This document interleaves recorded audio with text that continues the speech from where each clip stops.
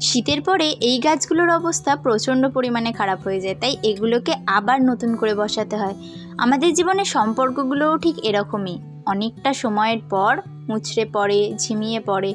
কিন্তু আমরা যদি তাকে একবার সুযোগ না দিই, একবার চেষ্টা না করি নতুন করে শুরু করার, তাহলে বুঝবো কী করে যে সেটা আরও থাকবে কি না।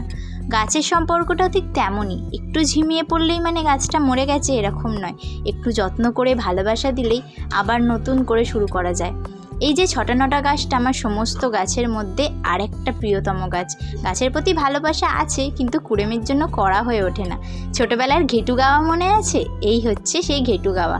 আমাদের বাড়িতে এসছিল প্রত্যেক বছর, আমাদের পাড়াতে, আমাদের পাড়ার ছেলে মেয়েরা ছোট ছোট কচি কাচারা মিলে ঘেটু গাইতে আসে। খুব ভালো লাগে। আর ছোট্টবেলায় তো আমরা সেজে গুজে নাচ করতাম। তোমরা কারা কারা ঘেটুতে সেজে নাচ করতে বা ঘেটু গাইতে যেতে, সে কমেন্ট করে বলো। তারপরে টেক কেয়ার, দেখো নেক্সট ব্লগ ভিডিওতে। সাবস্ক্রাইব।